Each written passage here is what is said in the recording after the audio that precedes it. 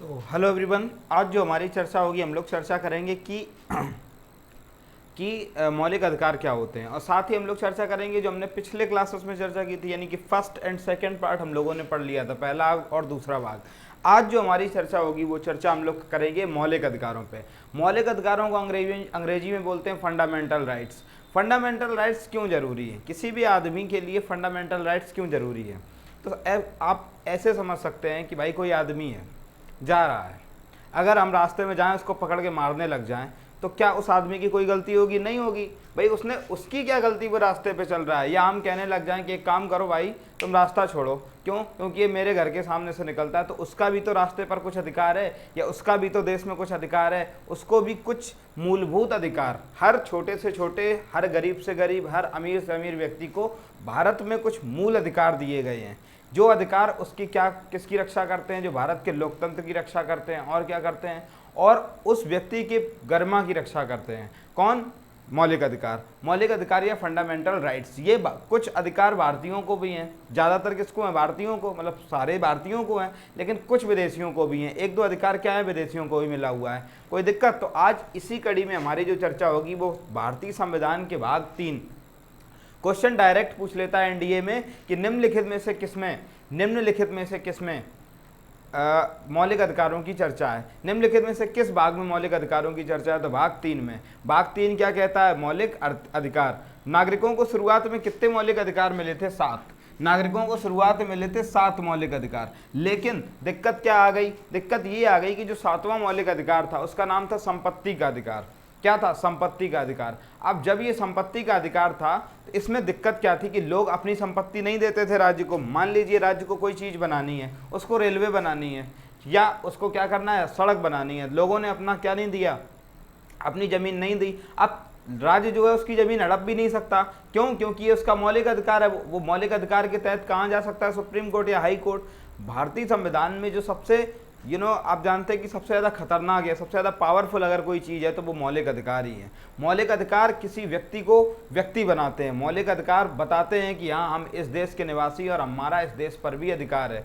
इस देश का जितना ये देश हमारे लिए कर सकता है उतना हम भी उसके लिए कर सकते हैं। तो ये बात कौन बताता है? ये मौलिक अधिकार।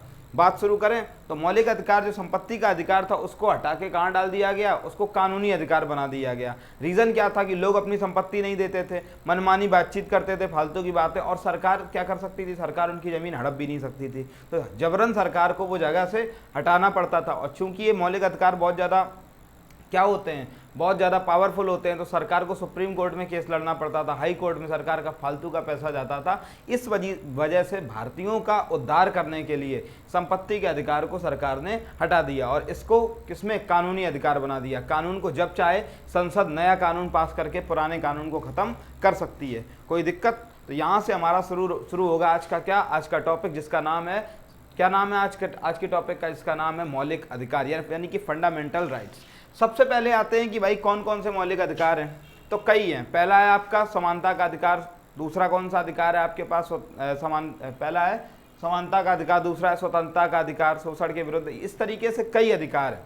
तो हमें इन सभी अधिकारों को एक एक करके पढ़ना है। इन अधिकारों में कई कई आर्टिकल हैं। तो क्वेश्चन पहला ही ये पूछता है कि समानता का अधिकार क्या?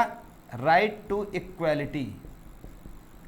राइट टू इक्वेलिटी किस आर्टिकल से लेके किस आर्टिकल है? तो भाई समानता का अधिकार आर्टिकल 14 से लेकर 18 तक है। अब जान ले भाई इसमें क्या है। तो जो लोग एनडीए वाले हैं खास तौर से समझ लें, इससे क्वेश्चन बन जाते हैं। इससे आपको पता होना चाहिए, टेक्निकल क्वेश्चन बनते हैं इससे कि कहाँ कैसा क्या हो सकता है। ठीक, बात शुरू करें। तो अभी मैंने एक टर्म यूज़ किया था। क्या?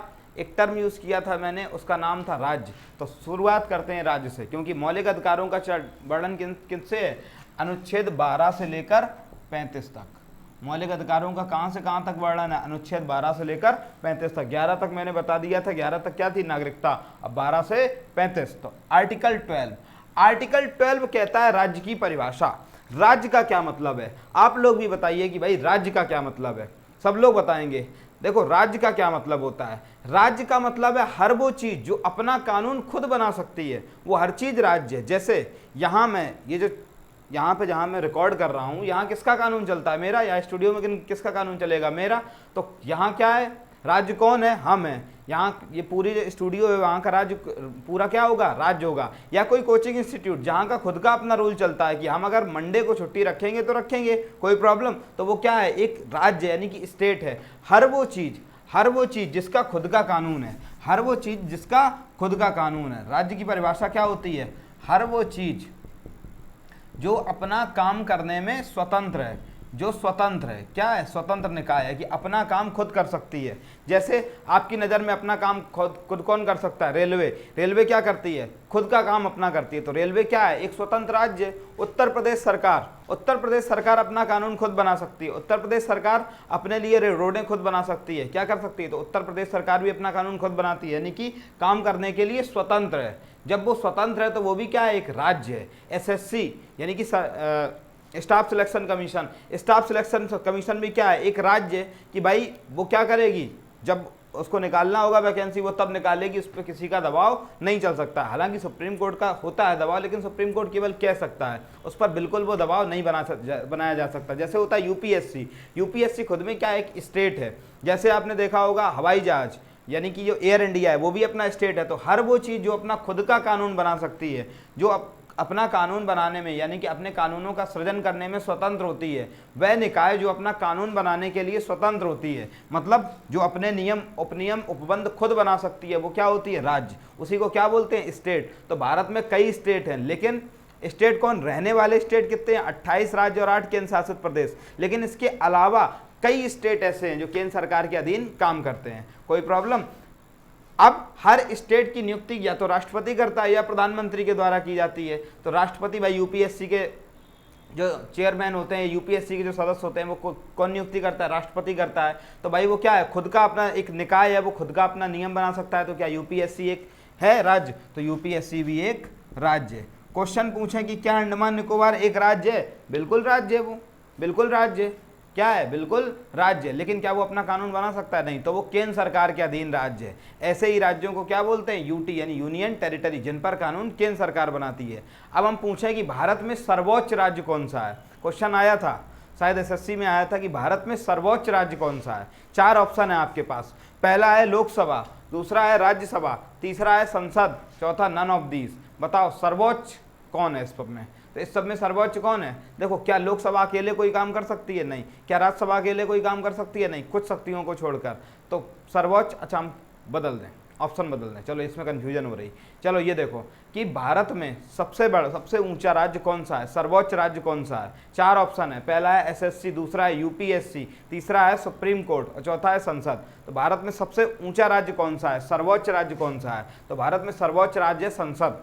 संसद अपने कानून खुद बनाती है। सुप्रीम कभी कभी वो सुप्रीम कोर्ट के कानून नहीं मानती है, सुप्रीम कोर्ट के कानून के विरुद्ध संसद अपना कानून बना सकती है, सुप्रीम कोर्ट के नियम के विरुद्ध। क्या सुप्रीम कोर्ट ऐसा कर सकता है? नहीं, लेकिन वो विवेचना कर सकता है सुप्रीम कोर्ट। कोई दिक्कत? तो भारत में सबसे सर्वोच्च राज्य कौन सा है? संसद। तो क्वेश्चन आया था भारत का सर्वोच्च राज्य, सर्वोच्च राज्य कौन सा है? संसद। क्या है? भारत की जो पार्लियामेंट है वो क्या है? सर्वोच्च राज्य। क्या वो अपने नियम खुद बना सकती है? हाँ। तो बात समझ में आई। आर्टिकल 12 कहता है कि राज्य की परिभाषा हर वो चीज जो अपना कानून खुद कर बना सकती है, जो अपने नियम, उपनियम, उपबंध जो खुद बना सकती है, उसे ही क्या बोलते हैं? राज्य। उसी का नाम क्या है? राज्य, यानी कि स्टेट। आगे बढ़े, आगे आएगा 13, आर्टिकल नंबर 13। तो आर्टिकल नंबर 12 समझ में आया, यानी कि राज्य की परिभाषा हर वो चीज़ जो अपना कानून खुद बना सकती है क्या कहलाती है? राज्य कहलाती है। भारत में सर्वोच्च राज्य कौन सा है? भारत में सर्वोच्च राज्य है संसद। क्या कोई संसद के विरुद्ध जा सकता है? नहीं जा सकता, कोई संसद के कानून के विरुद्ध नहीं जा सकता। हाँ, लेकिन सुप्रीम कोर्ट उस कानून पर समीक्षा जरूर कर सकता है, क्या वो संवैधानिक है या असंवैधानिक। कोई दिक्कत? आगे बढ़ें, आगे आएगा आर्टिकल नंबर 13। इसमें कहा गया है कि कोई भी कानून जो किसी के मूलाधिकारों का, यानी कि मूल अधिकारों का क्या करेगा? हनन करेगा, किसी के फंडामेंटल राइट्स का हनन करेगा, वो कानून को सुप्रीम कोर्ट या हाई कोर्ट में जाके खत्म किया जा सकता है। तो ये क्या कहता है कि हाई कोर्ट या सुप्रीम कोर्ट द्वारा ऐसे कानूनों का निरसन किया जाएगा, ऐसे कानूनों को खत्म किया जाएगा जो क्या होंगे? ऐसे कानूनों को खत्म किया जाएगा जो किसी के फंडामेंटल राइट्स को खत्म करेंगे, जो किसी के फंडामेंटल राइट्स का हनन करेंगे। तो 12 क्या था? 12 था राज्य की परिभाषा। क्या था? राज्य की परिभाषा। आर्टिकल नंबर 13 क्या कहता है कि सुप्रीम कोर्ट या हाई कोर्ट क्या कर सकता है, कानून को कैंसिल कर सकता है, निरसित कर सकता है। कौन कानूनों को, किसी भी तरीके के वो कानून, किसी भी तरीके के वो कानून जो किसी के फंडामेंटल राइट्स का हनन करते हैं। जैसे तुमने एक कानून बनाया, किसी राज्य ने कानून बनाया कि हम 6 से लेकर 14 साल के बच्चों को फ्री शिक्षा नहीं देंगे, तो ये क्या हो जाएगा, तो उनके ये फंडामेंटल राइट्स का हनन है। जब उनके ये फंडामेंटल राइट्स यानी कि मौलिक अधिकारों या मूल अधिकारों का हनन है, तो क्या ये संवैधानिक होगा? नहीं, संवैधानिक नहीं होगा। तो सुप्रीम कोर्ट या हाई कोर्ट इन पर विवेचना करेगा और इसको, कानून को खत्म कर देगा। या कोई कानून बना दे क्या कि कोई आदमी जो है लोकतंत्र में अपनी आवाज़ नहीं बोल सकता, अपनी वाणी नहीं बोल सकता है, मतलब उसको बोलने का अधिकार नहीं है, उसकी बोलने का अधिकार छीन लें बिना आपातकाल के। आपातकाल नहीं लगाए फिर भी वो आदमी सभा या वो नहीं कर सकता, तो वो भी क्या हो जाएगा, उस कानून को भी सरकार हटा सकती है। कौन हटा सकता है? या तो सुप्रीम कोर्ट हटा सकता है या हाई कोर्ट। आगे पढ़ाएंगे कि सुप्रीम कोर्ट कैसे हटा सकता है या हाई कोर्ट कैसे हटा सकता है। ठीक, आर्टिकल नंबर 32 में सुप्रीम कोर्ट की चर्चा है, 226 यानी 226 में चर्चा किसकी है? हाई कोर्ट की। तो हम लोग आधी चीज़ें सुप्रीम कोर्ट में ही पढ़ लेंगे, सेम चीज़ करता है हाई कोर्ट, बस जो है आर्टिकल नंबर चेंज हो जाता है, बाकी कुछ नहीं है। बात समझ में आई? बात समझ में आई? तो 12 राज्य की परिभाषा। 13 कि राज्य कोई भी वो कानून नहीं बनाएगा जो किसी के मूल अधिकारों का हनन करेगा। क्या है? राज्य कोई भी वो कानून नहीं बनाएगा जो किसी के मूल अधिकारों का हनन करे। या मान लीजिए कोई क्या है, एक राज्य है, उस राज्य का नाम है, कोई कंपनी है बहुत बड़ी, जैसे रिलायंस खुद में एक राज्य है। तो अब रिलायंस क्या करेगा? रिलायंस ने एक कानून बना दिया कि भाई मजदूर जो हैं वो 10 घंटे काम करेंगे। कितना? 10 घंटे। अब भारत में क्या है, मजदूर आयोग क्या कहता है, मजदूर के लिए जो कारखाना अधिनियम क्या कहता है, ये कहता है कि आप 8 घंटे काम करा सकते हैं, 10 घंटे काम नहीं करा सकते। अगर आप 10 घंटे काम कराएंगे तो आपको एक्स्ट्रा चार्ज करना पड़ेगा जो कि डबल होता है। और कंपनी ये कहते हैं कि भाई हम एक्स्ट्रा चार्ज भी नहीं करेंगे। कल को मुकेश अंबानी कहें कि हम 10 घंटे काम कराएंगे और एक्स्ट्रा चार्ज नहीं करेंगे, तो क्या ये कानून पास होगा? क्या इनकी कंपनी का ये कानून माना जाएगा? नहीं माना जाएगा। इनके ऊपर कौन बैठ जाएगा? हाई कोर्ट या सुप्रीम कोर्ट। ये कहेगा भाई आप ऐसा नहीं कर सकते, ये किसी के मूल अधिकारों का हनन है। मूल अधिकार क्या है कि भाई आप आदमी से क्या करा सकते हैं? 8 घंटे काम करा सकते हैं, फैक्ट्री एक्ट कहता है। ये किसी के मूल अधिकारों का हनन है, इस वजह से ये कानून आप पास नहीं कर सकते और उस कानून को उसको हटाना पड़ेगा। ये स्वतंत्रता का अधिकार है भाई। 8 घंटे काम होता है तो आप 8 घंटे काम कराएंगे। ठीक, कोई दिक्कत? हाँ, आप 3 शिफ्ट में काम करा सकते हैं, एक shift, second shift, third shift. First shift में दूसरे मजदूर होंगे, सेकेंड शिफ्ट में दूसरे और थर्ड शिफ्ट में दूसरे। तो किसी भी बड़ी बड़ी कंपनी जो होती हैं उसमें यही होता है कि 3 शिफ्टों में काम होता है, पहली, दूसरी और तीसरी। कभी कभी ड्यूटी आपकी फर्स्ट शिफ्ट में लगा दी जाती है, कभी कभी सेकेंड शिफ्ट में, कभी कभी थर्ड शिफ्ट में। ठीक, 8 या 24, 8 घंटे की 3 शिफ्टें होगी, 24 घंटे कंप्लीट। कोई दिक्कत? आगे बढ़े। आर्टिकल 12 राज्य की परिभाषा। आर्टिकल 13 सुप्रीम कोर्ट या हाई कोर्ट द्वारा उस कानून को निरस्त कर दिया जाएगा, उस कानून को निरस्त कर दिया जाएगा जो मौलिक अधिकार के विरुद्ध होगा। याद करो एक चीज हमने क्या बताई थी, हमने एक अनुसूची पढ़ाई थी तो उसमें एक बात बताई थी। क्या बताई थी उस अनुसूची में? बात कोई बताएगा? उस अनुसूची में हमने कहा था कि 9वीं अनुसूची के विषय पर सुप्रीम कोर्ट या हाई कोर्ट कानून नहीं बना सकती है, लेकिन अगर वो फंडामेंटल राइट्स की बात आ गई, अगर वो फंडामेंटल राइट्स के हनन की बात आ गई, तो क्या सुप्रीम कोर्ट या हाई कोर्ट 9वीं अनुसूची पर कानून बना सकती है? तो बिल्कुल बना सकती है, नो डाउट। तब जाएगा सीधा कानून बनाएगा कि ए हटो, कानून बनाएगा कौन? भाई बनाएगा कानून। कौन बनाएगा? सुप्रीम कोर्ट या हाई कोर्ट। बात समझ में आई? तो आर्टिकल 12 राज्य की परिभाषा, राज्य की परिभाषा। आर्टिकल 13 सुप्रीम कोर्ट या हाई कोर्ट ऐसे कानूनों को निरस्त कर देगा जो क्या होगा, जो किसके खिलाफ होगा? जो किसी के फंडामेंटल राइट्स का हनन करेगा। बात समझ में आई? अब आपके शुरू होते हैं अधिकार। तो ये तो थी शुरुआती परिभाषा की राज्य की परिभाषा क्या है, क्योंकि जितने भी अधिकार हैं वो सब राज्य पे रिलेटेड हैं। तो अब शुरू करें। तो पहला अधिकार आपको दिया गया है संविधान में, समानता का अधिकार। इंग्लिश में इसको कहते हैं राइट टू इक्वलिटी, यानी कि बराबरी का अधिकार। अब देखो बराबरी किस तरीके से हो सकती है, तो इन्होंने 14 से लेकर 18 तक आर्टिकल दिए हैं कि भाई किन बेसिस पर हम बराबरी कर सकते हैं। पहला कि कानून के समक्ष समानता, कानून के समक्ष समानता। जैसे एक आप हैं और एक कोई और है, एक आप हैं और एक कोई और है, एक क्रिमिनल है और एक मतलब एक कोई छटा हुआ अपराधी है जिस पे 20 मर्डर केस चल रहे, और एक आप हैं जिस पे लगभग गलती से किसी पे मर्डर हो गया या चोरी हो गई।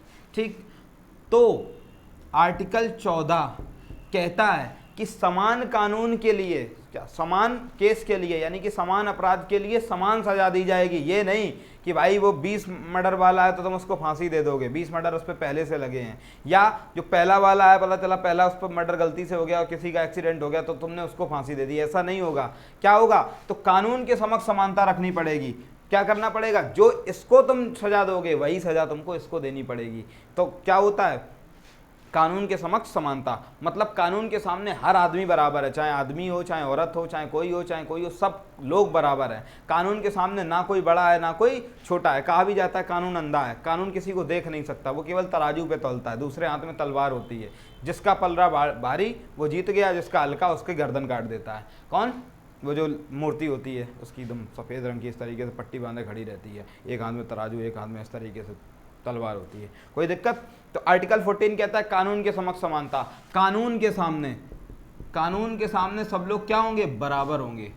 कानून के सामने सब लोग क्या होंगे, बराबर। क्या कोई आदमी कानून तोड़े तो क्या वो नहीं होगा, लेकिन कानून बहुत टूटता है भारत में। कहने को कुछ भी कह ले आदमी, संविधान की बात है, राइट टू इक्वलिटी है, लेकिन कानून सबसे ज़्यादा नेता तोड़ते हैं। कानून बनाने वाले ही कानून तोड़ते हैं। जैसे नेता को देखा होगा, आज वो जाएगा कहाँ पे, जेल में जाएगा, कल वो बाहर आ जाएगा, खूब कुछ भी हो जाए वो सुप्रीम कोर्ट या कहीं से वो जमानत ले आएगा, ठीक है, या तो उसको पकड़ा ही नहीं जाएगा। उसको पकड़ने में तो ये जो अमीर और ये जो नेता हैं, ये सब कानून, इनके लिए कानून नहीं होता। कानून केवल गरीबों के लिए है, कानून केवल उन लोगों के लिए है जो बिल्कुल दबे कुचले लोग हैं। बाकी तो कानून तो सब वही है, इन लोगों के हाथ में है। नेता तो कानून को ऐसे खेलते हैं कानून से। भाई जिसने कभी पॉलिटी छोड़ो, जिसने कभी पॉलिटिकल साइंस का नाम नहीं सुना, जिसने कभी आर्टिकल का नाम नहीं सुना, वो देश का कानून बनाते हैं संसद में बैठ के। जो कक्षा 4 तक पढ़े हैं, क्लास 5 तक पढ़े हैं, कक्षा 8 तक पढ़े हैं, जिन्होंने 12th 4 बार में कवर की है, वो कानून बनाते हैं भारतीय संसद में बैठ के। और लोग बोलते हैं क्या कि अरे भाई हमारे नेताजी हैं, ये कानून आया है। अरे कानून बनाओ ढंग से। कानून के लिए ये जो जितने नेता हैं इनके लिए क्वालिफिकेशन होनी चाहिए कम से कम।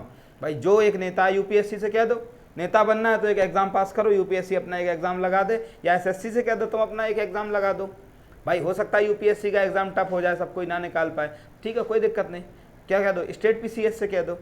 अगर राज्य में तुम्हें नेता बनना है तो स्टेट पीसीएस का एग्ज़ाम तुम्हें क्वालिफाई करना पड़ेगा, स्टेट पीएससी का, ठीक है। और अगर तुम्हें केंद्र का नेता बनना है तो यूपीएससी का एग्ज़ाम क्वालिफाई करो। देखो संसद में कितने लोग, अच्छे लोग पहुंचेंगे। लेकिन नहीं, नेता कभी ऐसा नहीं होने देंगे। क्यों? क्योंकि उनकी रोटी खत्म हो जाएगी। ठीक, आगे बढ़ जाएं। हर चीज़ में, हर छोटी से छोटी चीज़ में क्या होता है, एग्ज़ाम होता है। झाड़ू लगाने वाले, ठीक है, ग्रुप डी की नौकरी, और उसके बाद ग्रुप ए की नौकरी में भी एग्ज़ाम होता है, ग्रुप डी की नौकरी में भी एग्ज़ाम होता है, एमटीएस में भी एग्ज़ाम होता है, सीजीएल में भी एग्ज़ाम होता है। लेकिन क्या कभी आपने सुना है कि भाई उसमें एग्ज़ाम हुआ, किसमें, कि नेता बनने में एग्ज़ाम हुआ? यहाँ तक कि सुप्रीम कोर्ट का जो आपको जज बनते हैं उसका भी एग्ज़ाम होता है, बार काउंसिल का, ठीक है। और भी कई चीज़ें होती हैं, जैसे आपको सिविल जज बनना है तो आपको स्टेट पीसीएस का एग्ज़ाम क्वालिफाई करना पड़ता है। लेकिन नहीं, ऐसा नहीं होने देंगे नेता, क्योंकि नेताओं की रोटी चल रही है इस पे। भाई सब कुछ खत्म हो जाएगा। बात समझ में आई? तो आर्टिकल 14 क्या कहता है, कानून के सामने हर आदमी बराबर है, ना नेता ज़्यादा है ना कोई। लेकिन कहीं कहीं अपनी जो कोर्ट जो है वो कहीं कहीं बहुत ज़्यादा अच्छा फैसला करता है कि सामने नेता भी होगा तो कोर्ट तुम फटकार लगा देता है कि भाई तुम खूब नेता बने रहो, लेकिन तुम किसी के मौलिक अधिकारों का आनंद थोड़ी कर सकते हो। तो ये बात थोड़ी सी सही है, लेकिन अभी काफ़ी चीज़ें सही नहीं है। ठीक, बात समझ में आई? आर्टिकल 15 क्या कहता है, लिखा भी है। आर्टिकल 15 कहता है धर्म, जाति, लिंग के आधार पर भेदभाव का निषेध।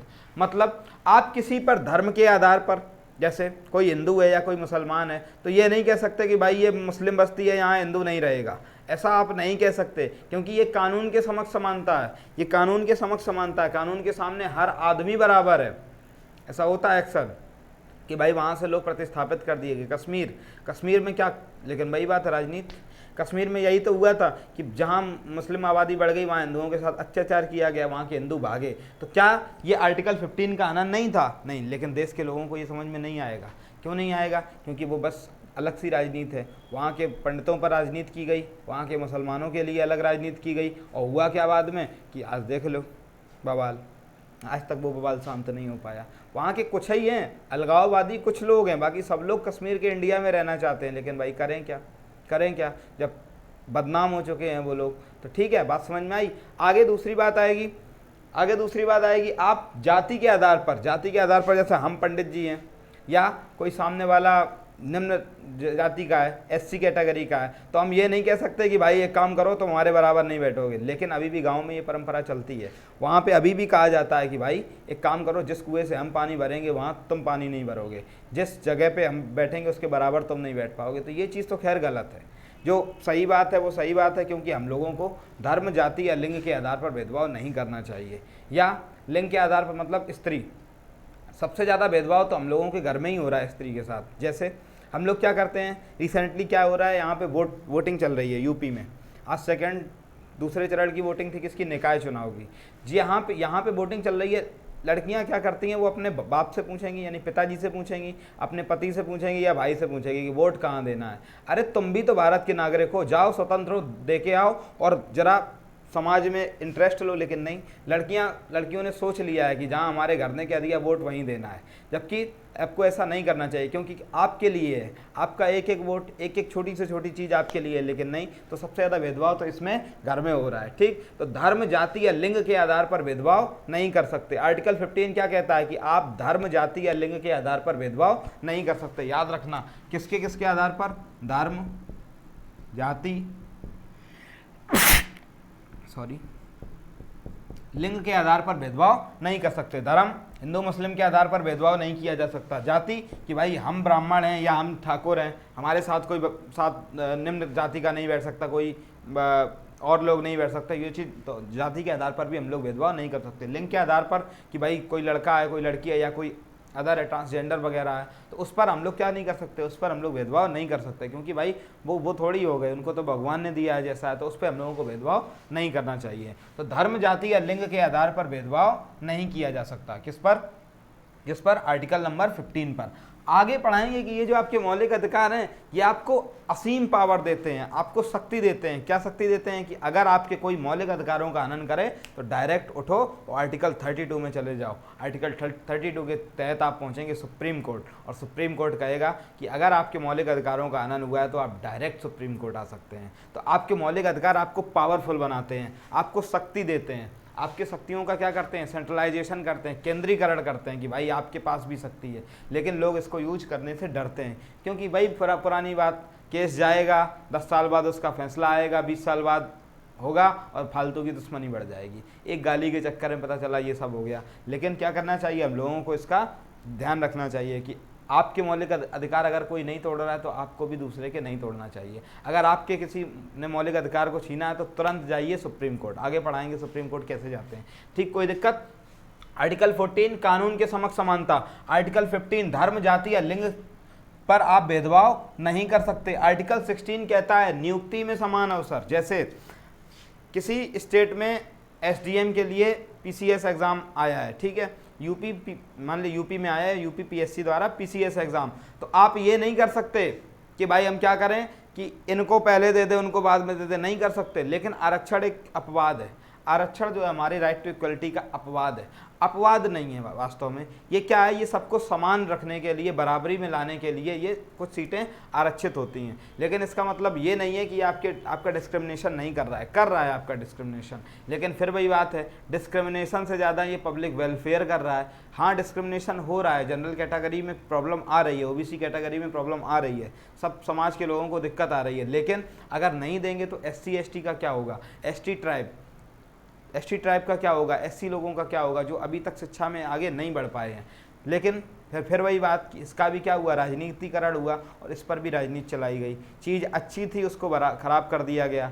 ठीक, कोई दिक्कत? बात समझ में आई? तो आर्टिकल 16 क्या कहता है, नियुक्ति में समान अवसर। मतलब जो एग्ज़ाम हमारे लिए है वही एग्ज़ाम सबके लिए होगा। ये नहीं कि पता चला हमारे लिए एग्ज़ाम रख दिया यूपीएससी का और खुद दूसरों के लिए बनाया पीएससी का, तो एग्ज़ाम सबके लिए समान होगा। तो नियुक्ति में समान अवसर, कोई दिक्कत? आर्टिकल नंबर 16 क्या कहता है, नियुक्ति में समान अवसर। 17 कहता है अस्पृश्यता का अंत,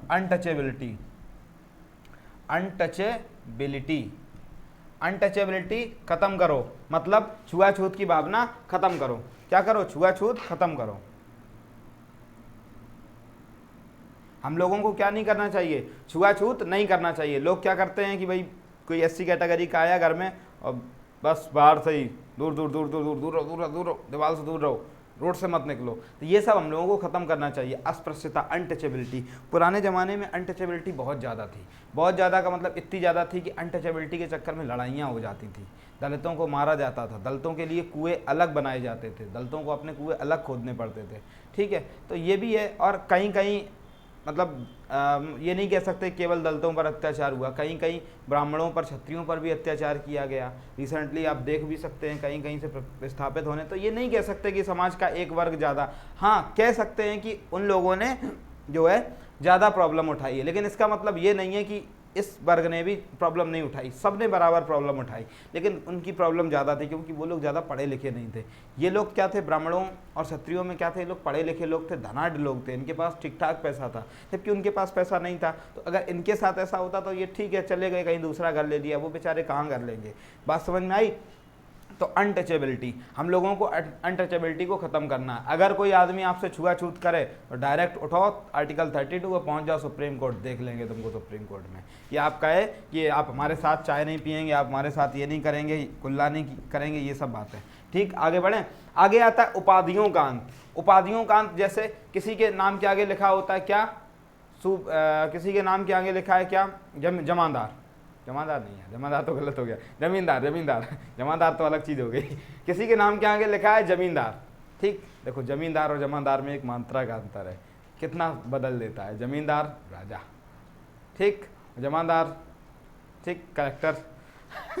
जमादार, भाई जमादार का मतलब कलेक्टर ही तो हुआ, कुछ और हुआ बताओ। अब अगर तुम जाओ अपने डीएम से कह दो कि तुम तो जमादार हो, उठा के तुमको फेंक देगा, बट जमादार। इंग्लिश में बोलो आई एम कलेक्टर। ठीक, बात समझ में आई। हिंदी में, उर्दू में उसका नाम हो गया जमादार। आगे बढ़े। तो जैसे किसी के नाम के आगे लिखा है जमींदार या चौधरी। चौधरी अब तो कास्ट हो गई, लेकिन चौधरी क्या होती थी, एक उपाधि है चौधरी। ठीक, तो किसी के नाम के आगे मान लीजिए जमींदार था, वो अब वो अपने आगे जमींदार लगा के घूमता है, तो ये क्या है, समाज में डिस्क्रिमिनेशन पैदा कर रहा है। ये बता रहा है कि हम तुमसे उच्च हैं, हम तुमसे ऊंचे हैं। या किसी का नाम, कोई ठाकुर साहब अपने नाम के आगे ठाकुर साहब लिखे, देखो यहाँ पे ठाकुर और छत्री दोनों अलग अलग चीज़ें हैं।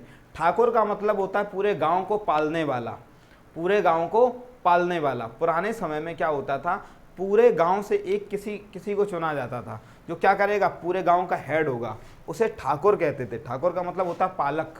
पालक वो पालक खाने वाली पालक नहीं, जो सबका भरण पोषण करे, जिस पर सबकी जिम्मेदारी हो। और ये जिम्मेदारी ज़्यादातर क्षत्रियों के पास थी, इस वजह से ये उपाधि कहाँ पहुँच गई, क्षत्रियों के पास पहुँच गई। तो कहा जाने लगा क्या, कि ये ठाकुर। ठीक, जैसे भगवान राम से भी ठाकुर कहा जाता है, भगवान कृष्ण से भी ठाकुर जी कहा जाता है। बात समझ में आई। तो ठाकुर का मतलब होता है पालन पोषण करने वाला, जबकि जो जाति है वो क्षत्रिय जाति होती है। भगवान राम भी क्षत्रिय थे, भगवान कृष्ण चंद्रवंशी क्षत्रिय थे, ठीक, वाले भी थे साथ में। कोई दिक्कत, आगे बढ़े। तो आर्टिकल 17 अनटचेबिलिटी। आर्टिकल 18 क्या कहता है, आर्टिकल 18 कहता है उपाधियों का अंत। क्या कहता है, उपाधियों का अंत।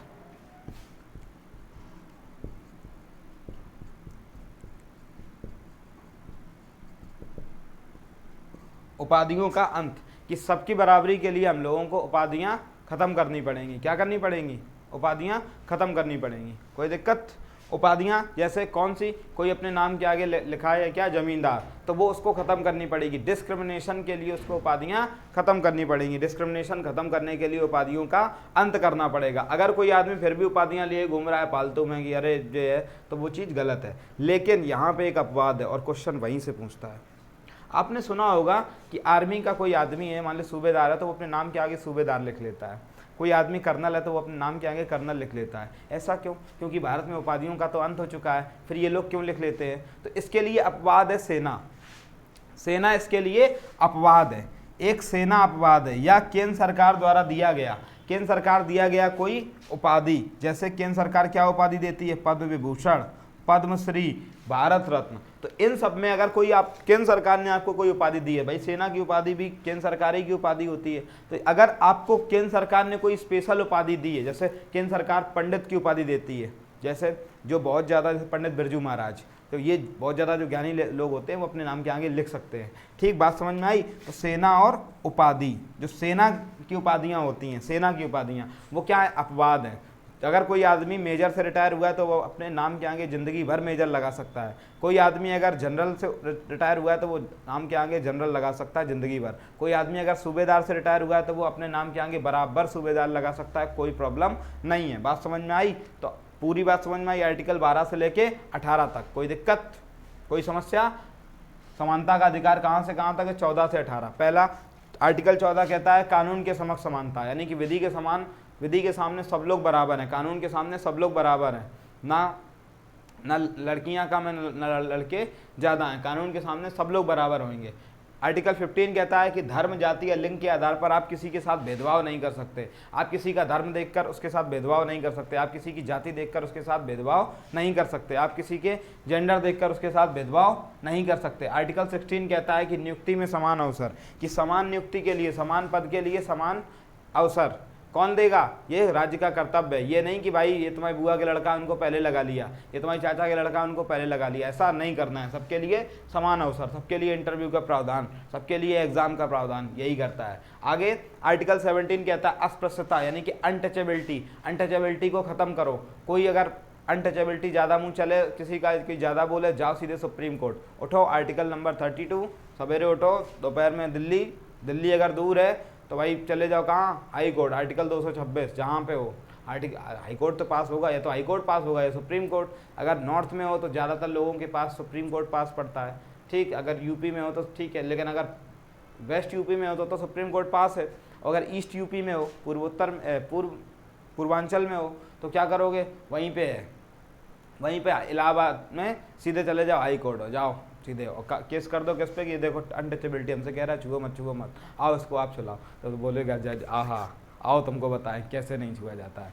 जज बोलेगा अच्छा ले आओ, पूरे बात करो। एक तरफ ये वाला होगा, क्या ये वाला वकील होगा, इस तरफ ये वाला वकील, हाँ कार्रवाई शुरू की जाए। और कार्रवाई में आप गलत निकलेंगे क्योंकि आपने क्या किया? अनटचेबिलिटी फॉलो किया। तो आपको क्या करेगा? जज जो है वो आपको सजा सुनाएगा। आगे बढ़े। आगे 18 कहता है उपाधियों का अंत, मतलब सब लोगों को अपनी अपनी उपाधियां खत्म कर देनी चाहिए। लेकिन जो उपाधियां केंद्र सरकार ने आपको दी हैं या जो उपाधियां सेना ने आपको दी हैं, उन उपाधियों को आप हमेशा रख सकते हो, उन उपाधियों को आप जीवन भर रख सकते हैं। बात सही है। आर्टिकल नंबर 12 क्या कहता है? राज्य की परिभाषा। हर वो चीज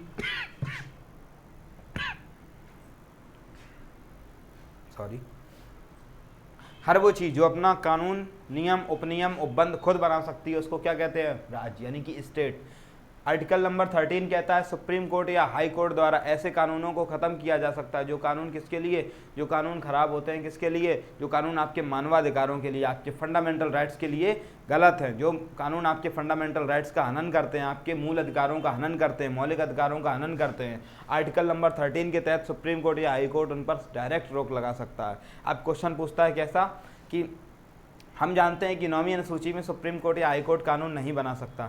निम्नलिखित में से ऐसा कौन सा विषय है जिसके हनन होने पर जिस पर सुप्रीम कोर्ट या हाई कोर्ट आर्टिकल नंबर अनुसूची 9 पर, यानी कि शेड्यूल 9 पर भी कानून बना सकता है? तो ये कौन सा है? मौलिक अधिकार। अगर आपके फंडामेंटल राइट्स का हनन हो रहा है किसी भी कानून द्वारा, तो अगर वो 9वीं अनुसूची में भी है तो सुप्रीम कोर्ट या हाई कोर्ट उस पर कानून बना देगा। कोई समस्या? आज की पूरी क्लास समझ में आई? नहीं आई हो तो आप दोबारा देख लें या मुझे बता दें, ठीक। बहुत बहुत धन्यवाद, मिलेंगे नेक्स्ट क्लास में।